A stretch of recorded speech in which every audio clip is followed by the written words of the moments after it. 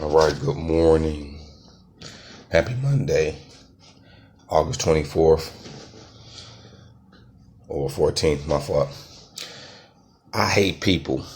People irritate my soul. Talk about this real quick. Get you all involved in this. I know this should be a vast live. Because I know we've all felt like this at one time or another. So we'll see who jumps on real fast. If not, I'll invite some people. Hopefully you had an awesome and safe weekend. Shout out to Mr. Earhart for doing a Job Corps reunion out in Riverdale. Had an awesome time out there, chopping it up with some of my old students and staff. Also, shout out to 815 Unity Movement for their event at Noah Park this Sunday. Got a real good feedback from the kids in regards to it. They had an awesome time. That's what it's about. Let's invite some people. I'm about to wake y'all up. Get up time. It's a rise. It's a rise time. Good morning.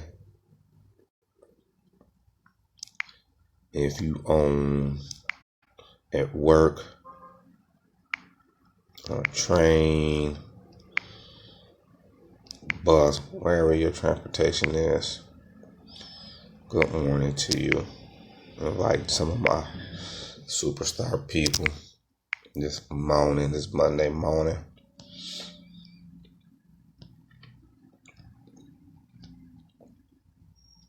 Get Gina on here. And yep, I'm just looking to see who needs to jump on, get on the broadcast with us this morning.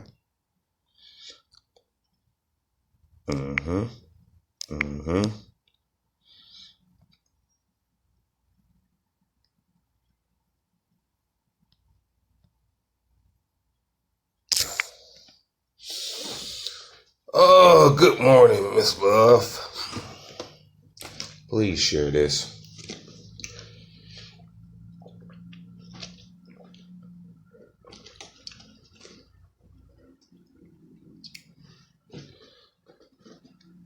I hate people. People irritate my soul. If people don't jump on, I'm going to do it again. I'm going to do a rerun. It's important. I've heard this statement numerous amount of times. I heard it this weekend too. Stood out to me. I say, yeah, we need to talk about this. I hate people. People, irritate my soul. It is a good thing not to hate people, but for people to irritate my soul. I'll tell you why in a second. But shout out to everybody on this morning. It's nice outside. I don't know what the temperature's going to be like, but we're going to see what happens with this live this morning. Davika, what up? Good morning to you. Davika, I saw Kelly yesterday. Kelly is the same times 10. The same times 10. She on 10.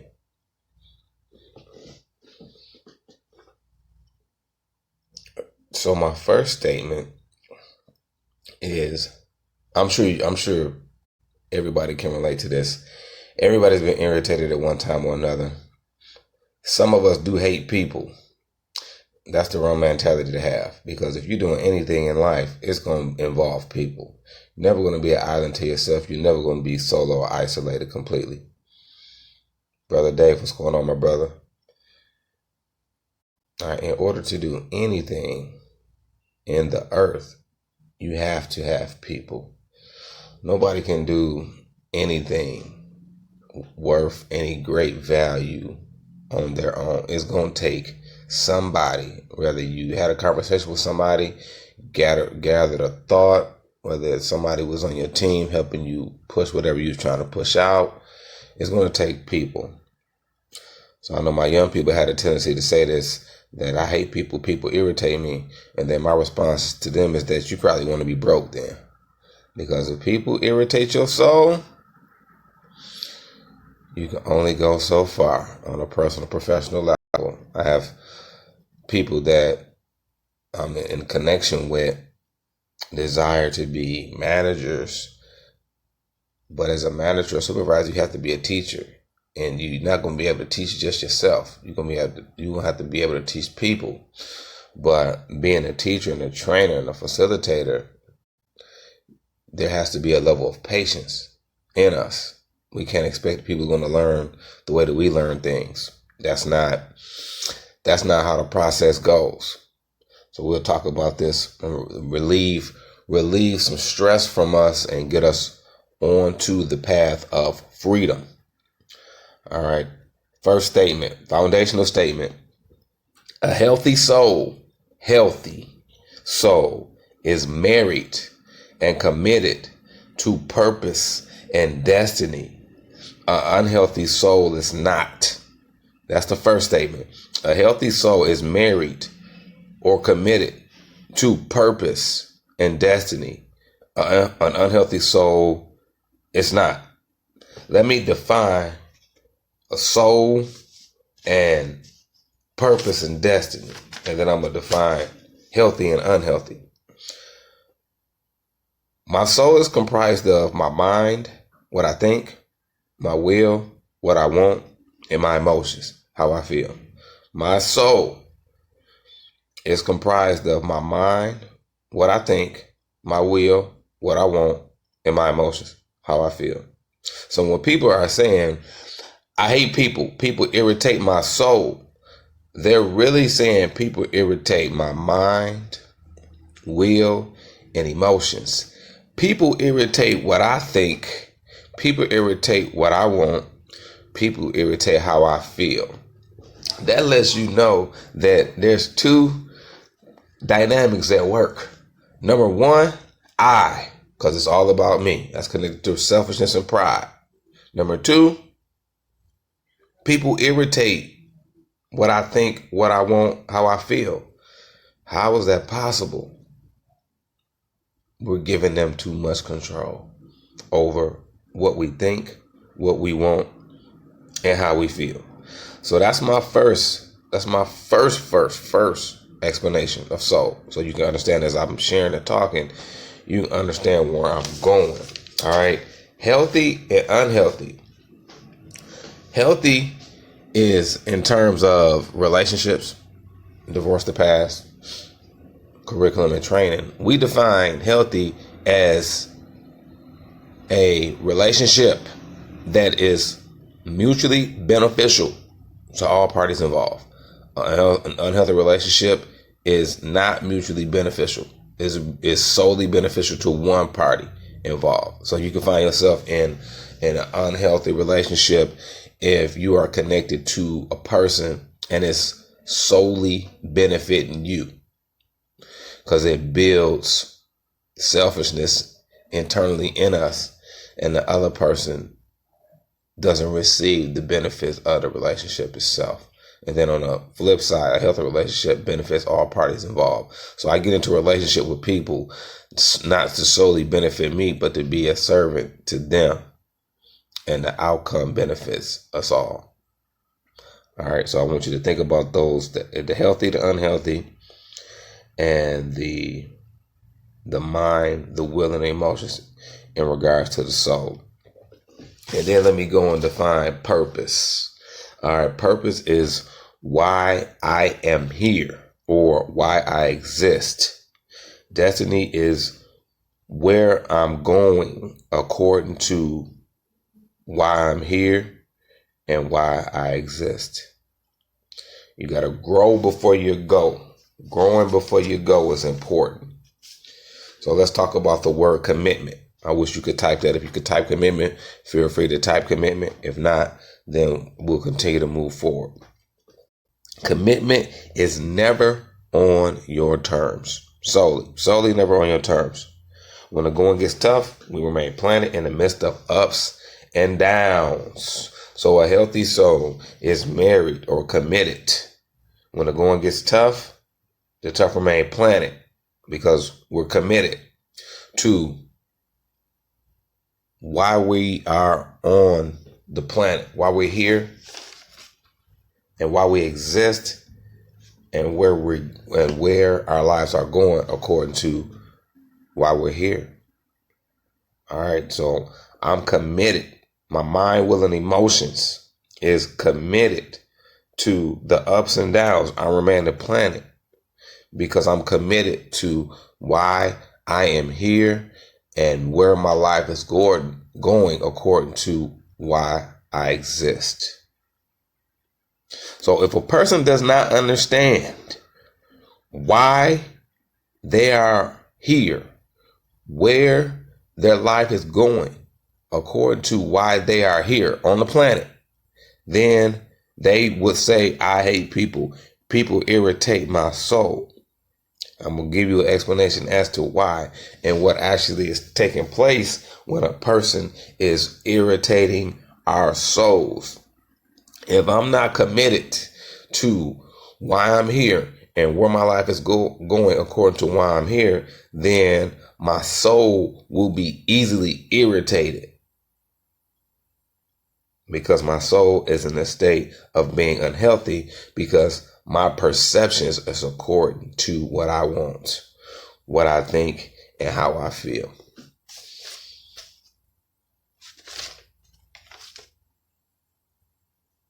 Got my notes. I'm ready. When people irritate your soul, this is what is happening. Consider this. Be open to this. That your soul, our souls, our mind, will, and emotions is holding on to a thought, an action, and behavior that your purpose and destiny is asking you to give up, but you refuse to give it because you find safety and security in the thought, the action, or behavior. I'm going to repeat this and I'm going to break this down. When I get into a situation with a person, a discussion, or if I'm a manager, supervisor, whatever, and I'm training with employees and they're not responding the way that I want them to, WANT, then what's happening is that my mind, will, and emotions is holding on to a thought, action, or behavior that my purpose and destiny is asking me to give up. Because in order for me to advance, I have to give up what I want, I think, and how I feel. I have to give that up. But I refuse to give up. I refuse to give it up because I find safety and security in the thought, action, and behavior connected to my soul. So when I'm in a situation and it's irritating me, it's really me holding on to something that needs to be given away. And if anybody ever held on to something and it was trying to be taken or you were asked to give it away, if you ever struggle with the giveaway, then that's why your soul becomes irritated.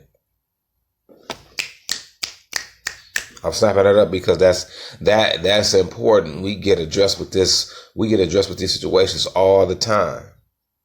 All right. I had one of my volunteers come up to me the other day and ask me for a donation for his football camp because he's getting ready to go in football this summer or this fall. And my first thought was make an excuse not to give it up. The second thought was, oh, he's asking you to support what he's doing. Give it to him. Because if I choose not to give it to him, my soul could easily be irritated. My mind, will, and emotions could just be off kill, off center. And then once we continue to encounter these situations over and over and over again, we begin to hate people because people are placing a demand on us that we're unwilling to fulfill. It's a demand when people ask us for things, whether it be help, advice, to listen, they are putting a demand on us. And if you know anything concerning business, where there is a demand, there must have to be a supply. If there's no supply based on the demand, then you have unhappy customers. You have unhappy people. All right, so that is very important. And so my example that I would share with you is a child. We ask a child for his or her favorite toy. What do you think is going to happen? How would he or she respond? In most cases, they have a hard time giving it up.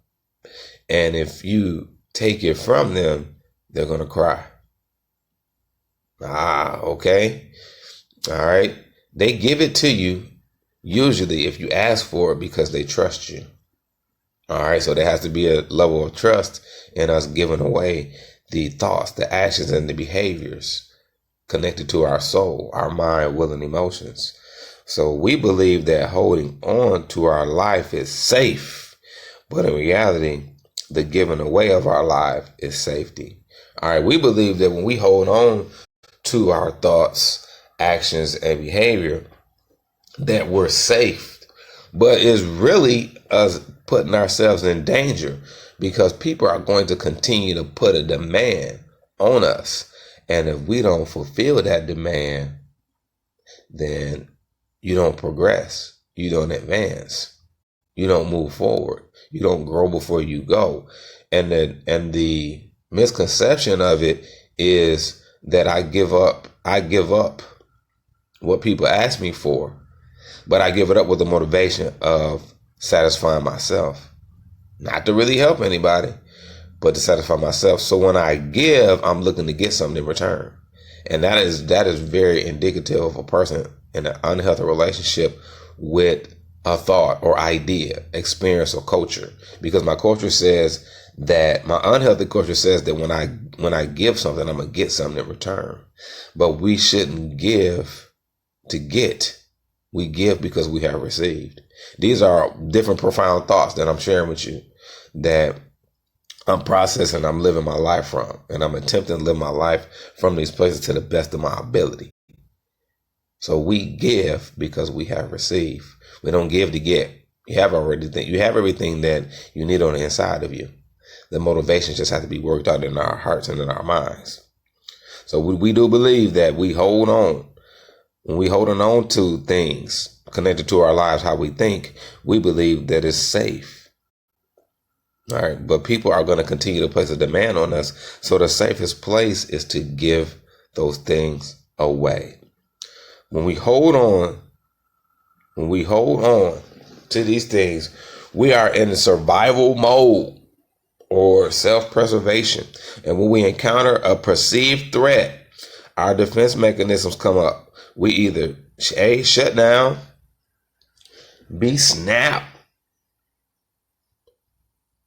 or use some type of clever excuse to relieve the stress we've experienced, be it healthy or unhealthy. Or we use some type of outlet.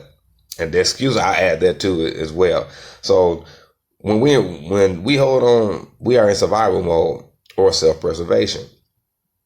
And when we encounter a perceived threat, our defense mechanism comes up. A perceived threat means that when a person comes and asks me or something, or come in and talk with me, my perception is a threat. And if you perceive a person as a threat, immediately you're going to go into defense mode. And then you're going to transition from defense into offense. All right, so when we encounter these perceived threats, our defense mechanism goes up. We'll either shut down, we'll either snap, we'll either use some type of outlet to relieve the stress. The outlet can be healthy or unhealthy, or we'll make an excuse. And that's very much connected to a cognitive dissonance, because when the pressure comes, we'll easily relieve the pressure by changing the thought or changing the action or behavior. But it allows us to be the same. And so we encounter these situations endless number of times, and we blame it on people. we have to take responsibility for our thought life and our perception. So I'm giving you this opening key to, as an outcome, to relieve stress. All right, to relieve stress from your life. All right, I'm not trying to eradicate stress entirely from your life, because I believe that's being possible. But stress is always connected to our perception of who we are, who we believe ourselves to be, the world around us. And that's key. And I would leave you with that, the perception that we have. And this is my key statement that I've been really driving on the past couple of weeks, that our perception is a derivative of our experience. All right. I want you to think about that, because how I see things was produced from my experience and my perception of my past experience. And so my key perception now of my life now can be attributed as a derivative of my past experience and the interpretation of it. So the perception that we have now is an interpretation, is a derivative of the interpretation of a present or past experience. So that's why I'm giving you a different way to interpret these situations, as far as people irritating my soul. People irritate my soul because it's really not them. All right. It's my perception of the situation that allows me to be irritated. If I find myself in a standstill, if I find myself clinging on to perceptions that are connected to a distorted reality, then I believe that people irritate my soul. But the irritation is only for me to advance and move forward, not add to my life. All right, just because I've obtained great things, material things, and a raise, or was recognized, does not mean that I have advanced. It means that I've added to my life. And so advancing is advancing in my perception, in my interpretation internally of who I am and who I've been called to become, and also my interpretation of the people around me and my surroundings and my sphere of influence. So I'll do this tomorrow morning.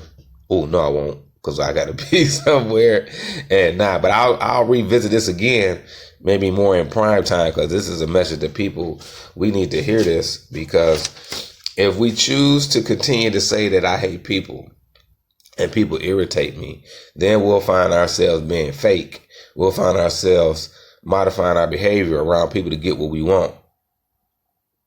And then we'll find ourselves trying to, or relieving the stress that is a byproduct of the irritation through external measures, sex, alcohol, parties, drugs, vacations, whether these outlets be healthy or unhealthy, they're not the solution. All right. They're not the solution. The solution is a changing of my mind, a renewing of my mind, so I can perceive these situations differently, hence allowing me to still be able to take the vacations and have fun, but it doesn't allow me to be totally reliant on external measures to relieve my stress. Because relief is not release. Relief is not freedom. Relief is a temporary. So we don't want to be subjugated to our perceptions concerning people, places, things, experience, and cultures that would irritate us. We don't want to be subject to that, because it's going to hit us in our pockets all day long, and our value system and our lifestyle is going to align with that. So I leave you with that. Have a happy Monday. Of course, think about this conversation as you go throughout your day. And my challenge to you is, when a situation is coming to irritate you, immediately ask yourself, am I trying to preserve my life? Am I trying to remain in the same spot? Am I fat, as my pastor will share with us? Am I flexible, available, or teachable? All right. Or am I rigid? I don't want to be bothered? All right. I want you to consider that and challenge yourself with these thoughts in order for you to change your life. All right, Mr. K signing out. And as always, be great at who you are.